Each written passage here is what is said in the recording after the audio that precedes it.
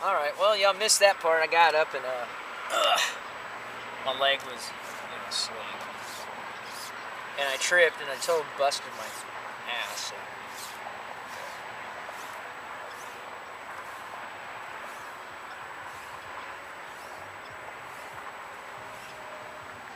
The reason why I'm doing this right here, just so I can kind of like pull this through. But yeah, I'm not going to bore you guys with, watching me unravel this. I was just letting you know that, your resources are available if you're willing to kind of, be sensible about maybe their location. I wasn't expecting to score all this, but, kind of use logic. If you're looking for bread, hey, check the bakery. If you're looking for parts of a bicycle, oh yeah, by the way, I finally got my rim, my new rim I needed. Guess where it was at? Behind the bicycle shop. Somebody just didn't want to jack with putting the cassette on. They'd rather just buy a new rim. And so I've looked at it, there's nothing wrong with it. I just need to put my cassette off my old bike on there. But anyhow, you know what I'm saying? Just use logic. It's like, hey, we need water. We need food. That was one of the main things I wanted to touch on was, you have a destination. Keep it simple. Your destination should pretty much be, am I on a vacation? Am I evacuating? Am I evading hostility or something? Am I searching for something, and am I rescuing somebody? That kind of situation. You always have to think about it. Why am I here? It's like, why am I here? No, what am I supposed to be doing while I'm here? So I see a lot of folks, they just, they have destinies, they have things they want in life, but there's a whole classification of people out there that just don't seem to know where they're going, and that's myself included. There's times in my life like, what the hell am I supposed to be doing again? He didn't get the orders from the man, at the starting of your, expedition, or whatever you want to call it. I got maps. I've always had maps in my room. That was actually one of my main things when I was younger. I didn't have posters of women on my wall. I had maps, National Geographic survey maps, ocean-going charts. I was a Jacques Cousteau freak. I was like, yeah, I got to watch Nova tonight. I didn't get into everything that everybody else liked like that. I was into exploring and, I guess goofy guy shit. I don't know. But, yeah, I wasn't into sports. I just never really was a sporting guy. I was into survival type stuff. Okay, so here we go. How to make a mountain out of a molehill, or turn your lemons into gold type situations. Like, okay.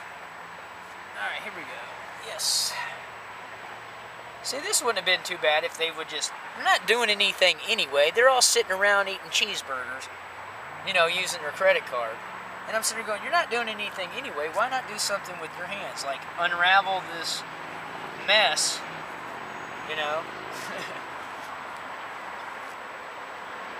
Instead of wasting all this, like I said, it's pretty good gear. I'm kind of stoked that I found this. It's a pretty good amount of cordage.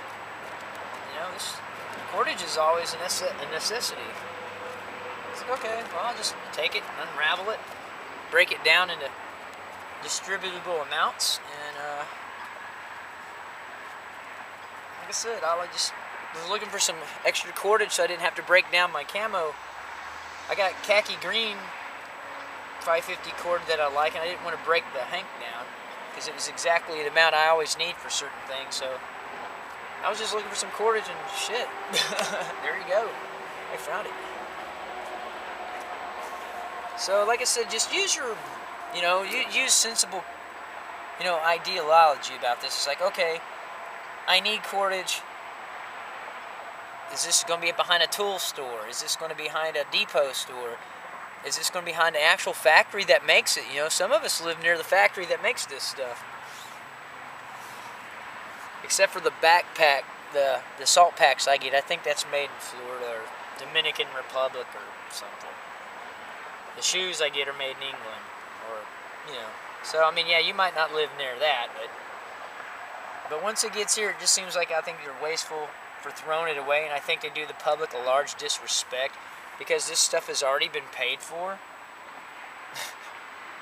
And those guys are just wanting to make a few dollars. They already get all the benefits there is. I mean, they get housing, college, they get an allotment, a salary, they get their, you know, I don't understand. I don't get it.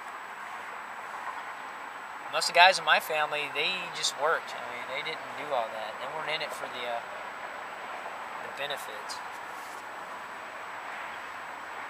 They were in it because they cared about their family and they thought we were actually, you know, in a legitimate hostile situation, and they wanted to defend their family and protect themselves and establish peace. But, you know, a lot of them came back and went, nah, that's not what was going on. It's just a big fight between merchandisers, Walmart and McDonald's, or, you know, something. Okay, so here we go with this. We're getting there. We're almost to the end, so you can quit hearing my crap. But the reason why I'm breaking down this cordage is, you know, like I said, we're going to probably do something about, you know, navigation. You know, I'm not talking about how to use a compass. I mean, yeah, you can use one and it can help you. But we're talking about the destination. See, that's what the whole thing is. I'm concerned about the destination. This is just a tool to help me find it. But this compass isn't going to show you where water's at. This compass isn't going to show you where food's at. This compass isn't going to show you where safety's at. This is just a directional tool. And sometimes this might not even work. Because it's based on the Earth's magnetic pole. You know, how do you even know this is going to help you? You know, it's got an inclinometer on it and a magnifying glass. How do we even know this is going to help us, you know, complete our task? So it's just an assistance tool to help you locate things. But if you don't know where you're going and you don't really have a clear idea of which direction you're headed, or even why in the hell am I going that way, then this thing right here is pretty much useless, except for maybe the ability it might be able to pull off a fire with the magnifying glass or the mirror. So that's what I want to touch on first. Is like, before you even do navigation, where in the heck are we going? You gotta have a destiny. You gotta have a destination before you can even navigate anywhere. Where am I going? And, you know, is it even worth the effort or the trip? That's what I want to touch on. A lot of guys are like, well, you know, I'm studying navigation and survival and all this other stuff. And I'm like, where are you even going? Are you going there to actually homestead land? Are you surveying property? Are you going to get water and food? Are you actually doing a search and rescue mission? Are you evacuating on vacation, or, like I said, evasion of hostility? You know, that was my actual question. So that's what we're going to touch on. But like I said, first things first, you know, we have to get some basic supplies. And if we are invading something, or evacuation, you know, from an economic collapse, or a bunch of hostile people, which I encounter, you know, competitive people are hostile. People who are in a hurry, very lazy, and very, very self-centered, or hostile, dangerous people. And that's what I want to get away from. I don't want to be around that anymore. And a lot of them live convenient, technological lives. You know, a camera, I always thought a camera was just, you know, do some photographic footage of something to research, you know, and to kind of lay out a manual or something, but, you know, I thought it was a tool. But anyhow, I'll quit ranting and raving and griping, but that's what I want to touch on about, you know, trying to situate yourself. We have to have the basic supplies. And Paracord does help me a little bit. I didn't really need a lot of it when I was hiking from Texas to Missouri, because the weather was pretty decent. The only thing I did use, I probably could have used this, was when I was stuck in that tornado and I had to strap myself to a bridge. And I had video footage of that, which it got lost. You know, like I said, computers screw up. They get wet. Thanks, McDonald's. So, plus their insurance company didn't buy me another one, so I'm kind of stuck out now. But anyhow, yeah, they sent me something called a ringer. I don't know what that is. That's some term a lot of the guys from California used. I guess they're used to doing insurance scams. Because we get a lot of Californian people through here. And some of them guys aren't really, I don't know, man. They ain't screwed on too tight. Alright, so here we go. Now, as you can see, we're almost getting there. It's something manageable. Maybe we can find the end now. So what I need to do is, let's go ahead and lay out some of this cordage here. Remember, I wanted to at least do another, I want to do a 100-foot hank, just to have in case, you know. I guess that'll be the one I give away. I don't know. Maybe I'll just bless somebody with 100 feet, just for listening to all my crap.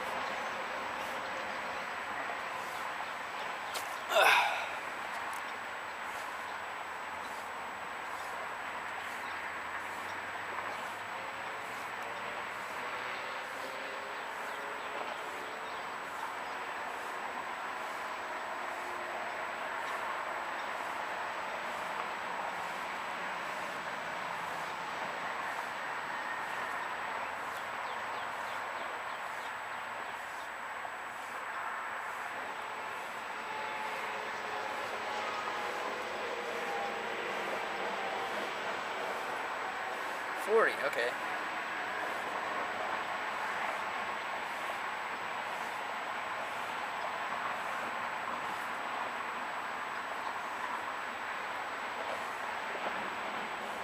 Okay, that's 50.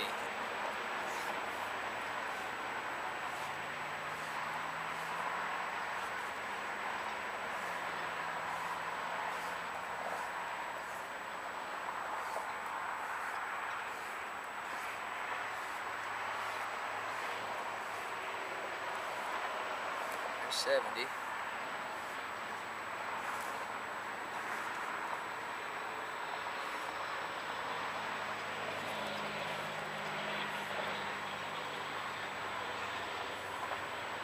$77.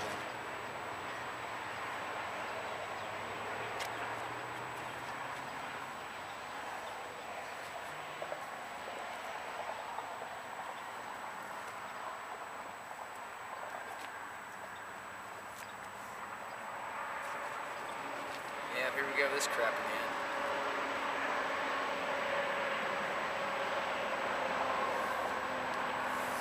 And I think what I'll do is I'll just do 50 on this one, until I get to the end of it, because this is going to be complicated.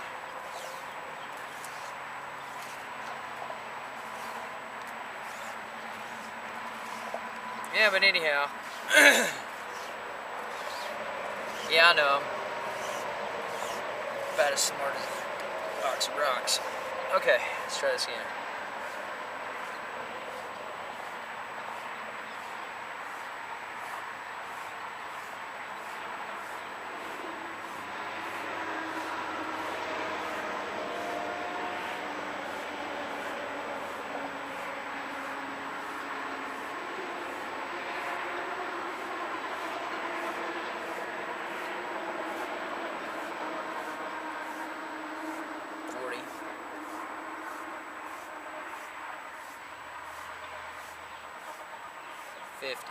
Okay, so there's 50. So far, man, we're doing pretty good as far as getting a whole bunch of paracord.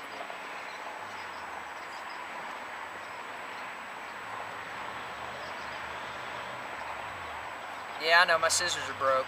That's why I was kind of like, ugh. I wonder if I can turn this in and get a warranty on it. Knowing me, it's probably not even an official Swiss Army knife. That's why it was free. It's always free when it's not real. Okay, so there we go. There's another one.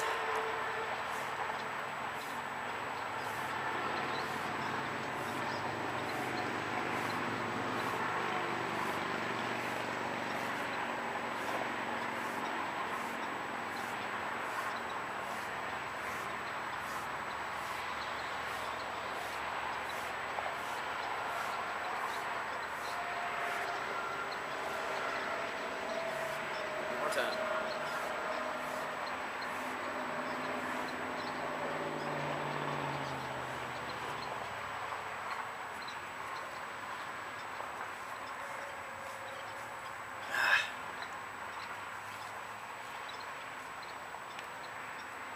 Yeah, I can see why he was a little annoyed, but I still would have took the time and took this apart.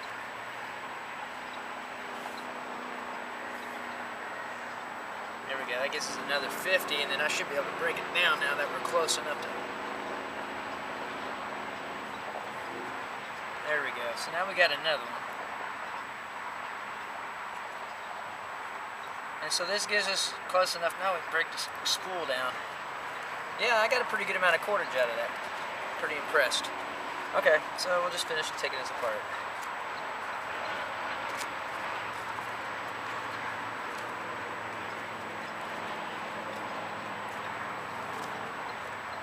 Yeah, I know they probably make this on every planet from here to Nantucket, but...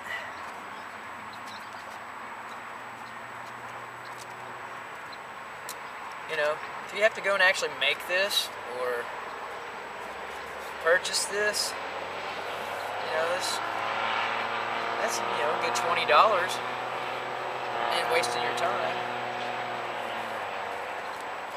So I just thought I'd nip at the bud and just, hey, I'm sure they throw this stuff away, you know. And sure enough, I went back there and there was some in the dumpster. So people ask me why I look in the dumpster. I say, because there's money in it. If you haven't seen that little video clip where I found some money in the dumpster.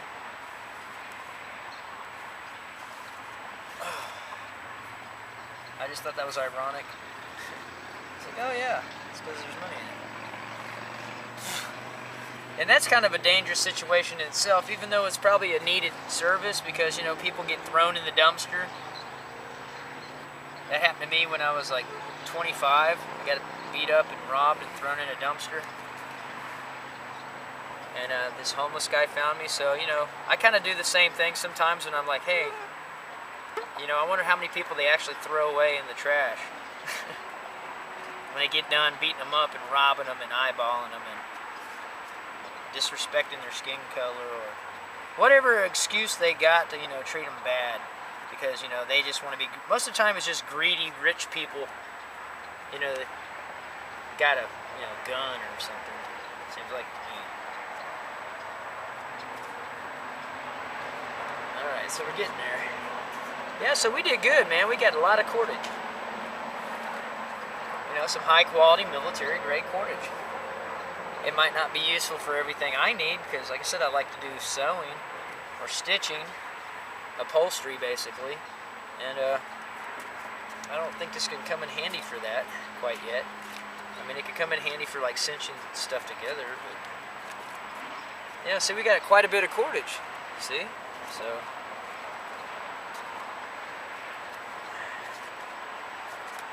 Yeah, I know you guys are probably getting tired of watching me unravel this, but just letting you know how much is on here. I mean, so if in case you see a spool that's laying around, you know, you got a couple minutes on your hands, unravel it, try to dress it out, straighten it out, whatever you got to do. You know, and if you got some friends, shit. You know, give some away. Hook them up, you know. Be prepared. Have your stuff together. Because, you know,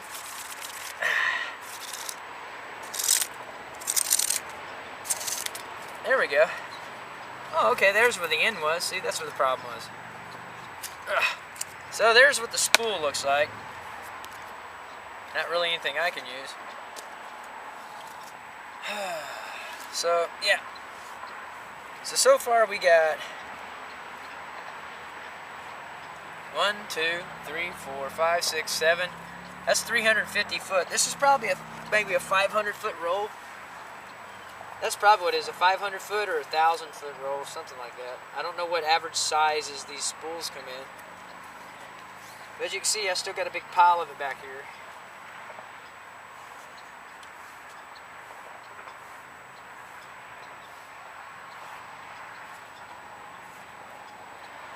Let's see.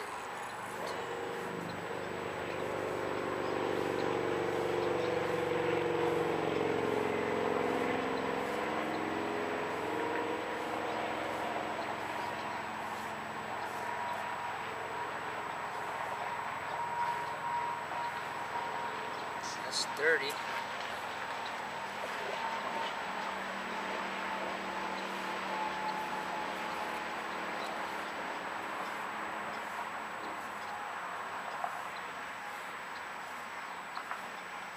It's 40.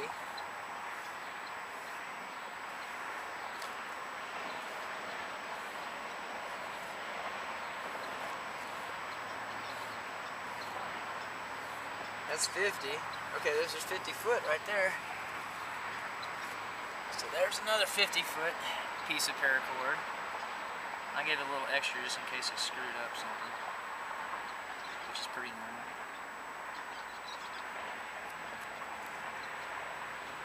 Okay, so yeah, you know, if you wanted to trade this, sell it, give it to your friends, I mean,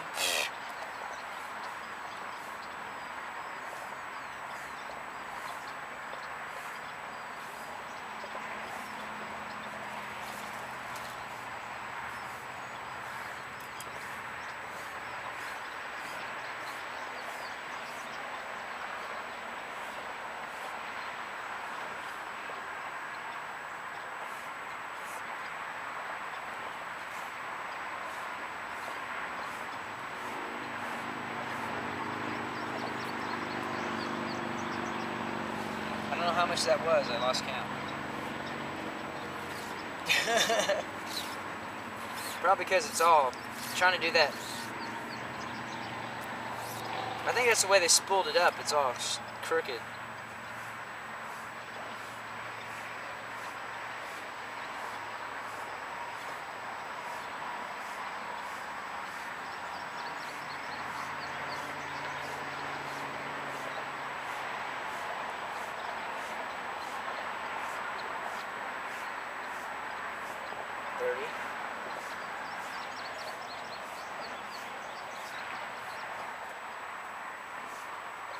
$40.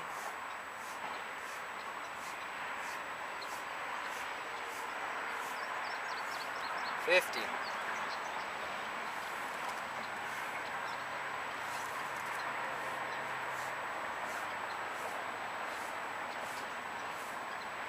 $60.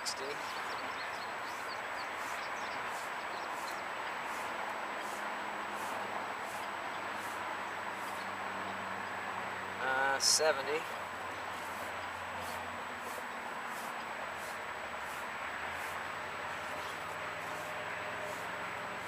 $80.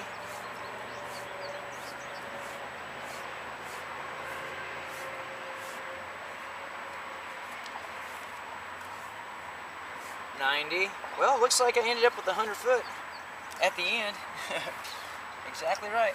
1, 2, 3, 4, 5, 6, 7, 8, 9, 10. Well, there's 100 foot plus 2 more feet. So I timed that pretty good. So there's my 100 foot hank right there. So we got 100 foot. We got 1, 2, 3, 4, 5, 6, 7, 8. Okay, that's 400 feet plus the 102. So I got 502 feet of paracord off of this spool that was in the dumpster. So I think that's pretty cool. Let's see. Yeah, so there's 1, 2, 3, 4, 5, 6, 7, 8. Yeah, and that, remember that was 100 foot right there. But it comes on a spool like that, and I found it in the Army Depot dumpster. So, like I said, you know, if you're looking around,